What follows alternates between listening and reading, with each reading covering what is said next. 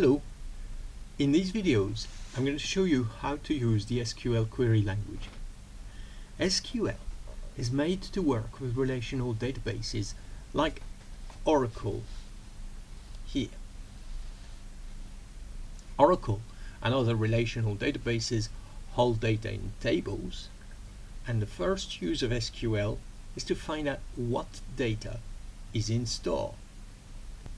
So if I switch to my presentation, to check the contents of a table, it's a very short command. We type select every column from the name of the table we want.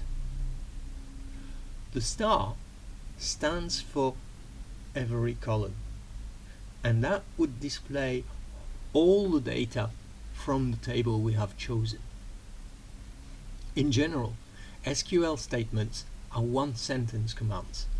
We can type them up over several lines, and it's good to end a statement with a semicolon, although confusedly many systems execute your commands even if the semicolon is missing. So with an example, I have in my system a table which is called AC.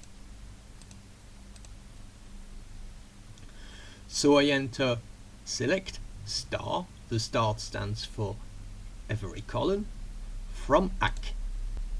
That will display every column and every row from the table, all three of them. The display isn't always perfect, like long names of columns can become truncated, or long information in data can become truncated too. You have to watch out for the display of numbers like 0.5 or dates. Once you're used to it, that presents no difficulty. Let's do the same at the Oracle interface.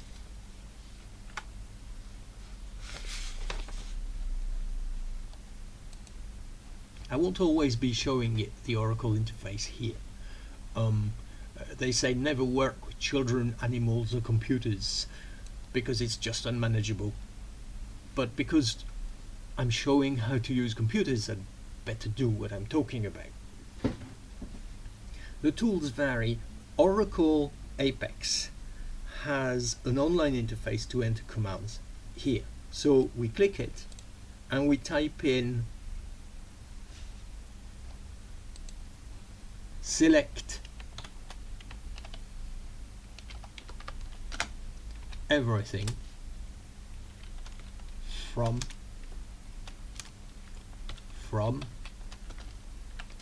AC.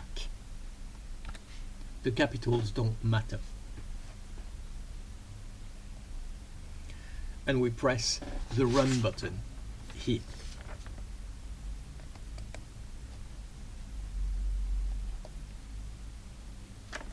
I enlarge the screen to show you the commands, so let me scroll down to the results,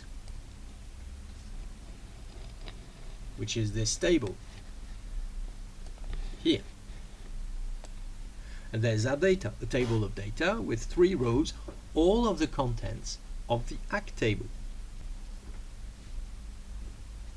Let's return to the presentation.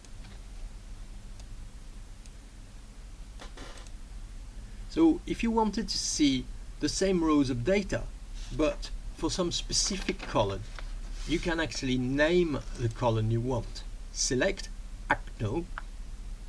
There is a column, account for the number ACNO in the table from AC, and that will display only the ACNO column, like this. You have to know the structure of your database to do this, or to constantly go back and check. Like here, we know the name of the table we need to check, and the name of the column we want data from inside it.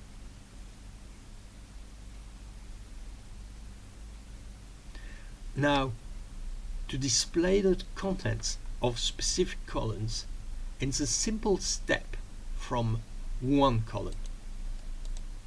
Select column name, comma, another column. List the names of each column separated by commas until your last one. From table name. You don't need a comma after your last column because what follows is the from keyword and the name of your table. We still get all of the rows from the table, but just the branch and account number. Here's the result I prepared earlier. The columns are also displayed in exactly the order we asked for. Branch first, account number second.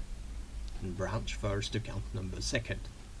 Last new technique for this video. As you select some columns from a table, you can get duplicated rows of data or repetitive rows of data.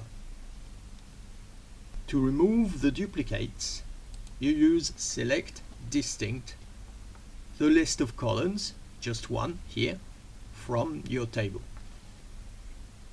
So overall, to query a relational database, you use SQL. A common query is to select every column or a specific list of columns from a table. Optionally, you can choose to select only the distinct rows. Extra white space is useful. It's a good way of understanding your own code with new line spaces to organize the statement you type. And the statement usually ends with a semicolon. Finally, practice this. Get a database account, use it. Presentations like this one can make it sound easy, but it isn't. You need to do it to develop proficiency at it.